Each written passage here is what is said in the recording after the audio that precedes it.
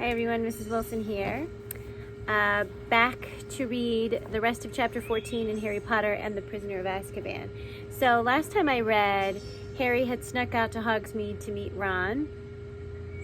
He got there safely, was in his invisibility cloak, and when they were on their way to the Shrieking Shack, they ran into Malfoy, Crabbe, and Goyle. And so he decided, since they were again being super unkind to Ron, he decided that he was going to play a little joke on them, and so he was throwing mud when something happened and his face got revealed. And so when we left off, Harry had just told Ron, "See you later," and without another word, he tore back down the path toward Hogsmeade.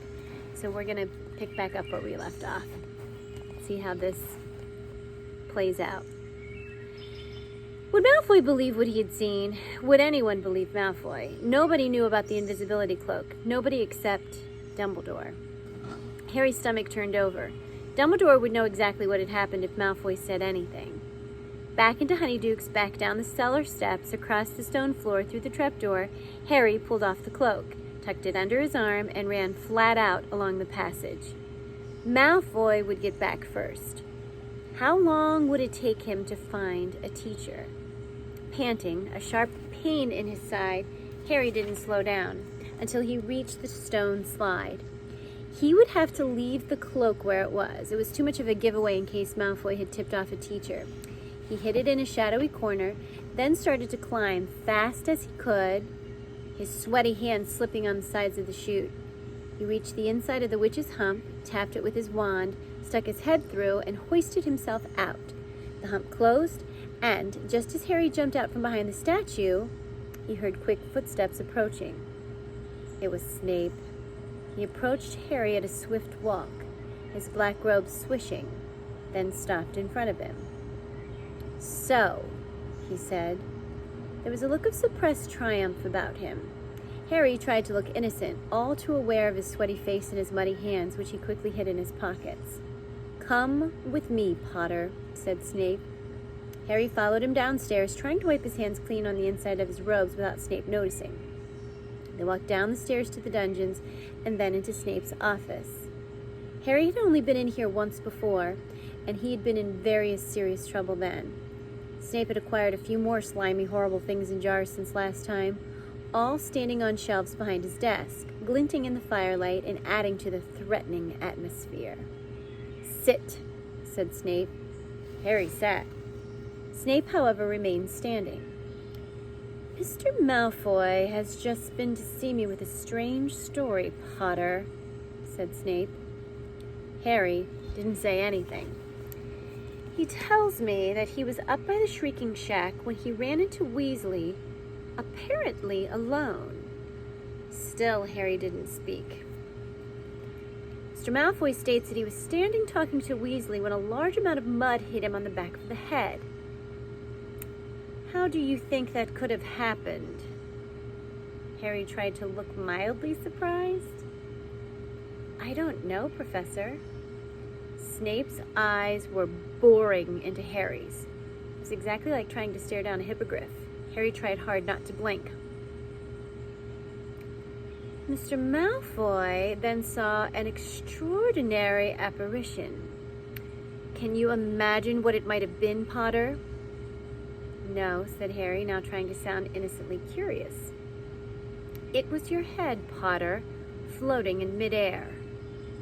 There was a long silence.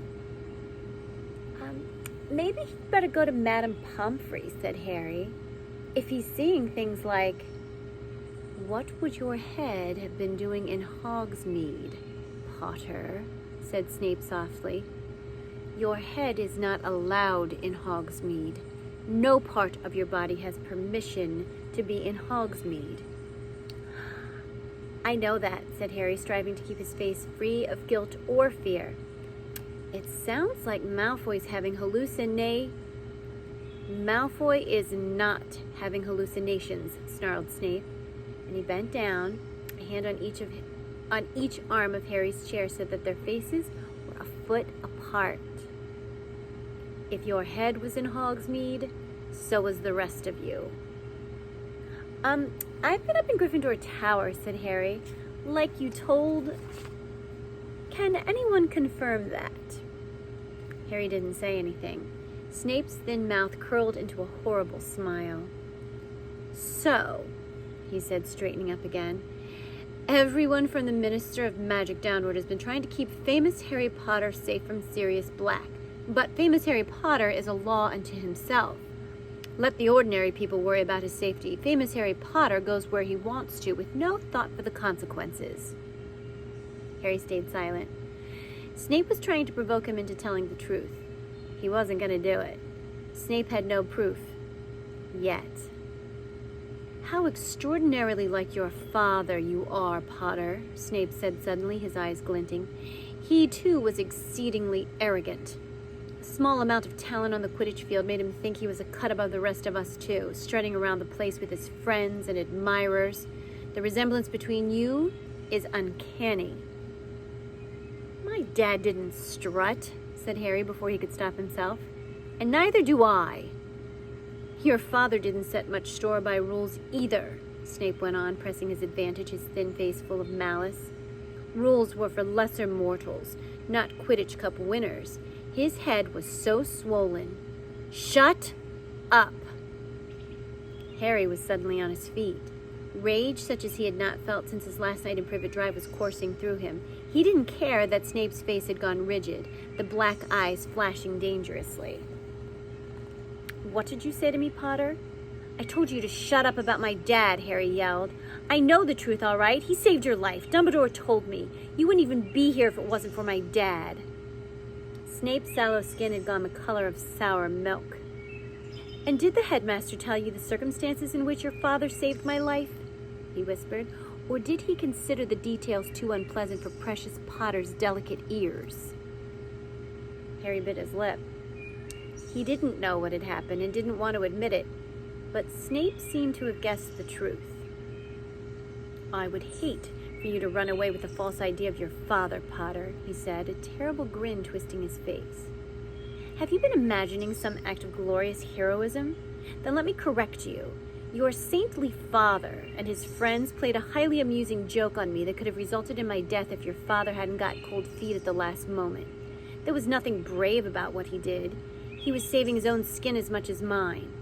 Had their joke succeeded, he would have been expelled from Hogwarts. Snape's uneven yellowish teeth were bared. Turn out your pockets, Potter, he spat suddenly. Harry didn't move. There was a pounding in his ears. Turn out your pockets, or we go straight to the headmaster. Pull them out, Potter. Cold with dread, Harry slowly pulled out the bag of Zonko's tricks and the Marauder's map.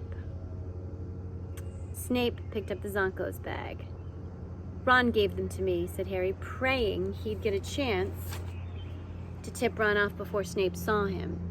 He brought them back from Hogsmeade last time. Indeed. And you've been carrying them around ever since?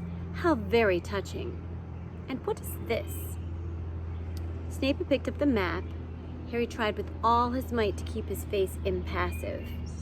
A spare bit of parchment, he said with a shrug. Snape turned it over, his eyes on Harry. Surely you don't need such a very old piece of parchment, he said. Why don't I just throw this away? His hand moved toward the fire. No, said Harry quickly. So, said Snape, his long nostrils quivering, is this another treasured gift from Mr. Weasley? Or is it something else? A letter perhaps written in invisible ink? Or instructions to get into Hogsmeade without passing the Dementors? Harry blinked. Snape's eyes gleamed. Let me see, he muttered, taking out his wand and smoothing the map out on his desk. Reveal your secret, he said, touching the wand to the parchment. Nothing happened. Harry clenched his hands to stop them from shaking. Show yourself, Snape said, tapping the map sharply. It stayed blank. Harry was taking deep, calming breaths. Professor Severus Snape, master of this school, commands you to yield the information you conceal, Snape said, hitting the map with his wand. As though an invisible hand were writing upon it, words appeared on the smooth surface of the map. Mr. Mooney presents his compliments to Professor Snape and begs him to keep his abnormally large nose out of other people's business. Snape froze. Harry stared dumbstruck at the message, but the map didn't stop there. More writing was appearing beneath the first. Mr. Prongs agrees with Mr. Mooney and would like to add that Professor Snape is an ugly git. It would have been very funny if the situation hadn't been so serious. And there was one more. Mr. Padfoot would like to register his astonishment that an idiot like that ever became a professor. Harry closed his eyes in horror. When he'd opened them, the map had had its last word. Mr. Wormtail bids Professor Snape good day and advises him to wash his hair, the slime ball. Harry waited for the blow to fall. "So," said Snape softly, "we'll see about this." He strode across to his fire, seized a fistful of glittering powder from a jar on the fireplace, and threw it into the flames. "Lupin," Snape called into the fire, "I want a word." Utterly bewildered, Harry stared at the fire. A large shape had appeared in it, revolving very fast. Seconds later, Professor Lupin was clambering out of the fireplace, brushing ash off his shabby robes. "You called, Severus?" said Lupin mildly. "I certainly did," said Snape, his face contorted with fury as he strode back to his desk. "I've just asked Potter to empty his pockets. He was carrying this." Snape pointed at the parchment on which the words of Messrs. Mooney, Wormtail, Padfoot, and Prongs were still shining. An odd, closed expression appeared on Lupin's face. "Well?" said Snape. "Parchment is plainly full of dark magic. This is supposed to be your area of expertise, Lupin. Where do you imagine Potter got such a thing?" Lupin looked up, and by the merest half-glance in Harry's direction, warned him not to interrupt. "Full of dark magic," he repeated mildly. "Do you really think so, Severus? It looks to me as though it's merely a piece of parchment that insults anybody who reads it. Childish, but surely not dangerous. I imagine Harry got it from a joke shop." "Indeed," said Snape. His jaw had gone rigid with anger. "You think a joke shop could supply him with such a thing? You don't think it more likely that he got it directly from the manufacturers?" Harry didn't understand what Snape was talking about. Nor, apparently, did Lupin. "You mean by Mr. Wormtail of one of these people?" he said. "Harry, do you know any of these men?" "No," said Harry quickly. "You see, Severus," said Lupin, turning back to Snape, "it looks like a Zonko product to me." Right on cue, Ron came bursting into the office. He was completely out of breath and stopped just short of Snape's desk, clutching the stitch in his chest and trying to speak. "I gave Harry that stuff," he choked. "Bought it in Zonko's ages ago." "Well," said Lupin, clapping his hands together and looking around cheerfully, "that seems to clear things up. Severus, I'll take this back, shall I?" He folded the map and tucked it inside his robes. "Harry, Ron, come with me. I need a word about my vampire essay. Excuse us, Severus." Harry didn't say a word or look at Snape as they left his office. He, Ron, and Lupin walked all the way back into the entrance hall before speaking. Then Harry turned to Lupin. "Professor, I don't want to hear explanations," said Lupin shortly. He glanced around the empty entrance hall and lowered his voice. "I happen to know that this map was confiscated by Mr. Filch many years ago." "Yes, I know it's a map," he said as Harry and Ron looked amazed. "I don't want to know how it fell into your possession. I am, however, astounded that you didn't hand it in, particularly after what happened the last time a student left information about the castle lying around. And I can't let you have it back, Harry." Harry had expected that and was too keen for explanations to protest. "Why did Snape think I'd gotten it from the manufacturers?" "Because," Lupin hesitated, "because these map makers would have wanted to lure you out of school. They'd think it extremely entertaining." "Do you know them?" said Harry, impressed. "We've met," he said shortly. He was looking at Harry more seriously than ever before. "Don't expect me to cover for you again, Harry. I cannot make you take Sirius Black seriously, but I would have thought that what you've heard when the Dementors draw near you would have more of an effect on you. Your parents gave their lives to keep you alive, Harry. A poor way to repay them, gambling their sacrifice for a bag of magic tricks. He walked away, leaving Harry feeling worse by far than he had at any point in Snape's office. Slowly he and Ron mounted the marble staircase. As Harry passed the one-eyed witch, he remembered the invisibility cloak. It was still down there, but he didn't dare go and get it. "It's my fault," said Ron abruptly. "I persuaded you to go. Lupin's right, it was stupid. We shouldn't have done it." He broke off. They reached the corridor where the security trolls were pacing and Hermione was walking toward them. One look at her face convinced Harry that she'd heard what had happened.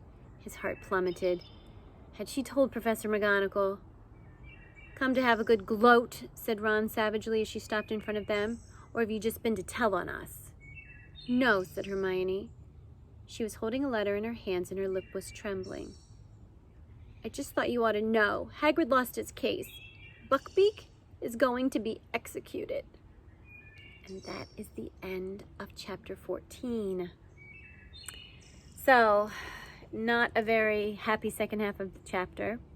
Harry almost got in huge trouble. He lost the Marauders map, and now Hagrid has lost his case, and poor Buckbeak is going to be executed. So, definitely looking for things to start being a little bit more positive. Also would be so great if Sirius Black were caught, so that wasn't something else that we had to worry about at this point in the story as well. So chapter 15 is titled The Quidditch Final. That should be a good one because we're going to find out who would win the Quidditch Cup for this year. And you know Oliver Wood is really hoping it is Gryffindor because he would really like to see a House Cup before he ends his years at Hogwarts. All right, so in the meantime, I hope that you are doing well, and I cannot wait to read with you again tomorrow.